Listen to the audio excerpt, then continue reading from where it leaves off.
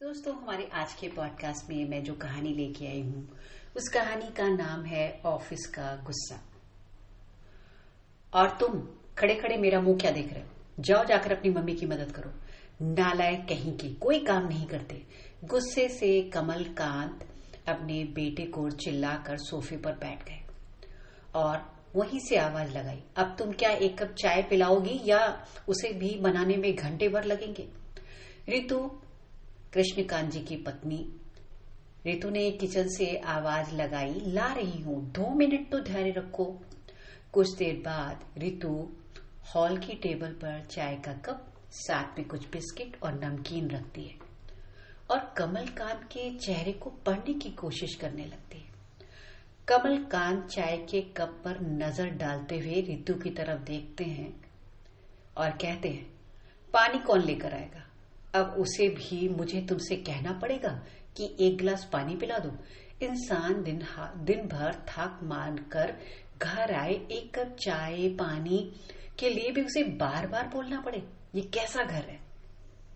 रितु चुपचाप उठकर कमलकांत को एक पानी की बोतल और ग्लास में पानी भरकर दे देती है और ड्राइंग रूम से चुपचाप चली जाती है। अपने बेटे के कमरे में आती है और प्यार से उसके सर पर बालों को सहलाते हुए कहती है, आज लगता है तुम्हारे पापा के ऑफिस में उनके बॉस ने उन्हें कुछ कहा होगा, इसीलिए वो अपना गुस्सा हम सब पर उतार रहे हैं। रवि, पर माँ, ऐसा कब तक चलेगा? पापा को दिखता नहीं है कि मैं 10th क्लास में आ गया हूँ, फिर भी कुछ नहीं सोचते। सबके सामने डांट देते हैं, गुस्सा कर देते हैं, अपशब्द बोल देते हैं, गंदे से बात करते हैं। मैं तो छोड़ो, आपके साथ भी ऐसे बात करते हैं कि मुझे बिल्कुल अच्छा नहीं लगता। मुझे डांटते हैं तो मैं सह लेता हूँ, लेकिन आपकी जो बेइज्जती करते हैं, आपकी जो साथ इस तरह का व्यवहार करते हैं, वो मुझे बिल्कुल भी अच्छा नहीं लगता। मैं बचपन से देखता आ रहा हूँ। कभी कभी तो मेरा मन करता है कि मैं घर छोड़कर चला जाऊं। रितु रवि से कहती है, ऐसी बात नहीं सोचती बेटा, आपके पापा हम दोनों से ही प्यार करते हैं, बस उनका गुस्सा ही उनका दुश्मन है।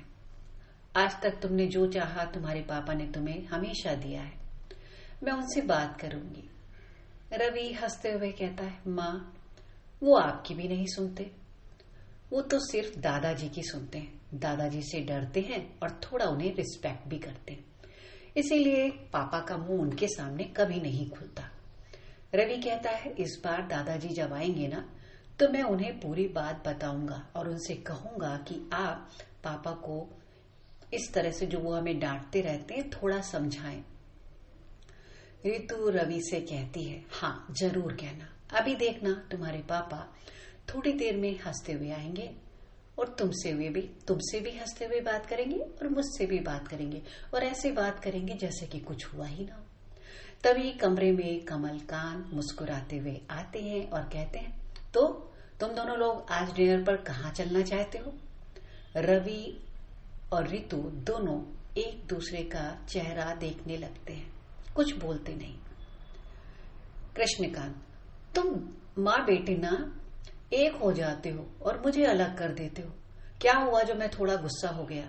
रितु कमल का हाथ पकड़कर अपने पास बैठाती है और कहती है, कमलकांत, ये कब तक चलेगा?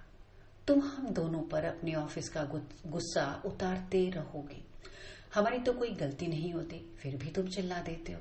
कमलकांत कहते हैं, रितु, तुम ये सब बातें रवि के सामने क्यों कर रही हो? रितु कहती है, मैं इसीलिए रवि के सामने बात कर रही हूँ क्योंकि रवि अब बड़ा हो गया है और मैं तो बड़ी हूं ही। ये बात तो तुम्हें अच्छे से ध्यान रखनी चाहिए।